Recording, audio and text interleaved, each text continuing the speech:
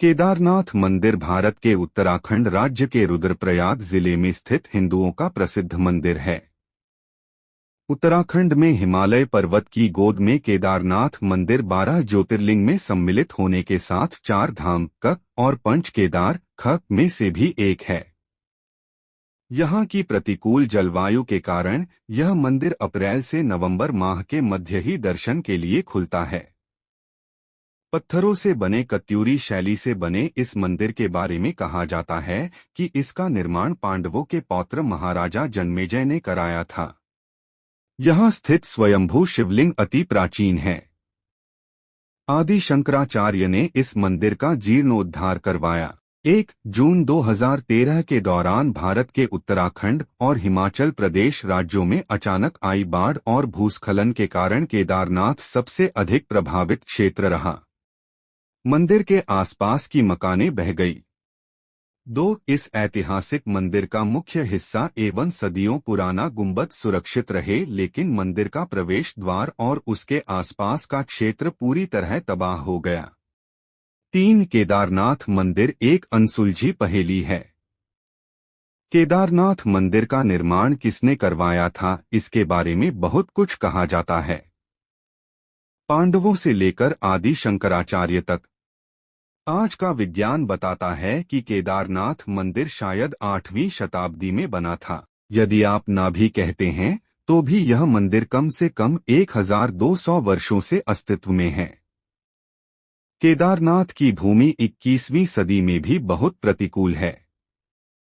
एक तरफ 22,000 फीट ऊंची केदारनाथ पहाड़ी, दूसरी तरफ 21,600 फीट ऊंची कराचकुंड और तीसरी तरफ 22,700 फीट ऊंचा भरतकुंड है। इन 3 पर्वतों से होकर बहने वाली 5 नदियां हैं: मंदाकिनी, मधुगंगा, चिरगंगा, सरस्वती और स्वरंदरी। इनमें से कुछ इस पुराण में लिखे गए हैं। यह क्षेत्र मंदाकिनी नदी का एकमात्र जल संग्रहण क्षेत्र है। यह मंदिर एक कलाकृति है। कितना बड़ा असंभव कार्य रहा होगा ऐसी जगह पर कलाकृति जैसा मंदिर बनाना, जहां ठंड के दिन भारी मात्रा में बर्फ हो और बरसात के मौसम में बहुत तेज गति से पानी बहता हो। आज भी आप गाड़ी से उस स्थान तक नहीं जा सकते। फिर इस मंदिर को ऐसी जगह क्यों बनाया गया? ऐसी प्रतिकूल परिस्थितियों में 1200 साल से भी पहले ऐसा अप्रतिम मंदिर कैसे बन सकता है? 1200 साल बाद भी जहां उस क्षेत्र में सब कुछ हेलीकॉप्टर से ले जाया जाता है, जेसीबी के बिना आज भी वहां एक भी ढांचा खड़ा नहीं होता है। यह मंदिर वहीं खड़ा है, और न सिर्फ खड़ा है बल्कि बहुत मजबूत है। हम सभी को कम से कम एक बार यह सोचना चाहिए। वैज्ञानिक अनुमान लगाते हैं कि यदि मंदिर 10वीं शताब्दी में पृथ्वी पर होता तो यह हिमयुग की एक छोटी अवधि में होता। Wadia institute of geology, Dehradun ने केदारनाथ मंदिर की चट्टानों पर लिग्नोमेटिक डेटिंग का परीक्षण किया। यह पत्थरों के जीवन की पहचान करने के लिए किया जाता है। परीक्षण से पता चला कि मंदिर 14वीं सदी से लेकर 17वीं सदी के मध्य तक पूरी तरह से बर्फ में दब गया था।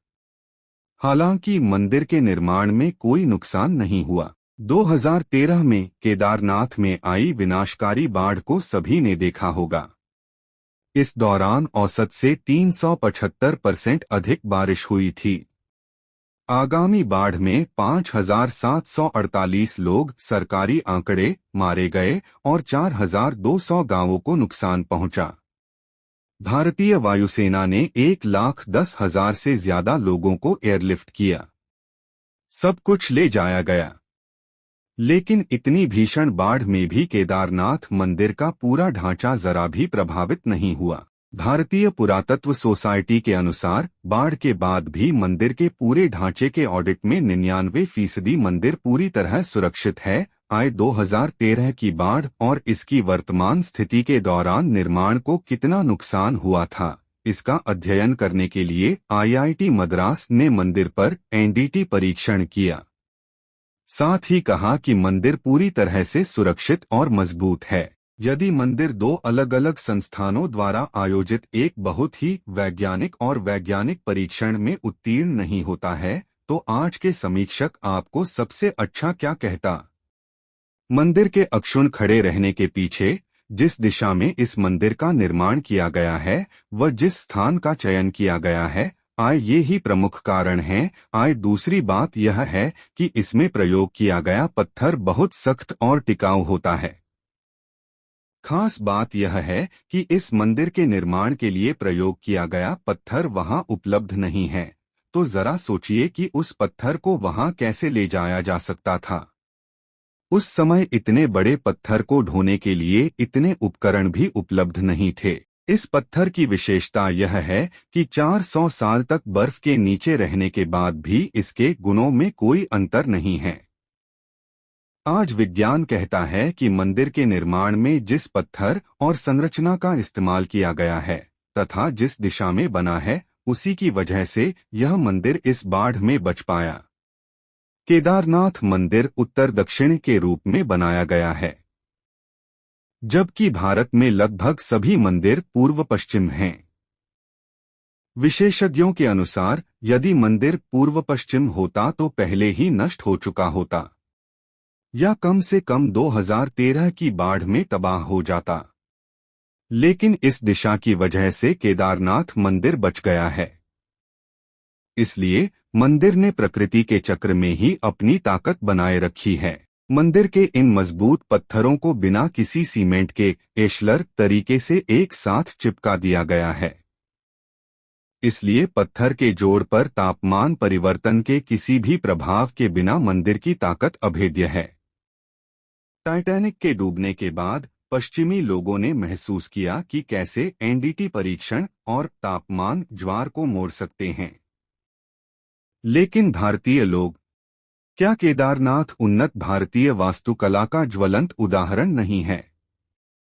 2013 में मंदिर के पिछले हिस्से में एक बड़ी चट्टान फंस गई और पानी की धार विभाजित हो गई। मंदिर के दोनों किनारों का तेज पानी अपने साथ सब कुछ ले गया, लेकिन मंदिर और मंदिर में शरण लेने वाले लोग सुरक्षित रहे।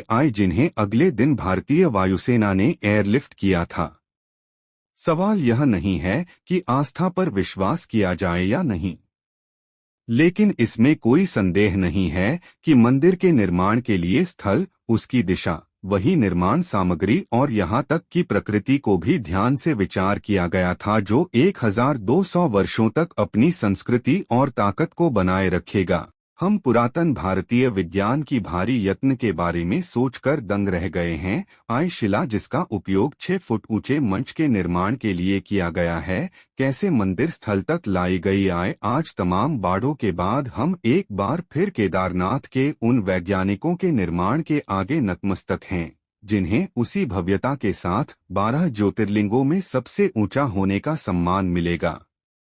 यह एक उदाहरण है कि वैदिक हिंदू धर्म और संस्कृति कितनी उन्नत थी। उस समय हमारे ऋषिमुनियों यानी वैज्ञानिकों ने वास्तुकला, मौसम विज्ञान, अंतरिक्ष विज्ञान, आयुर्वेद में काफी तरक्की की थी।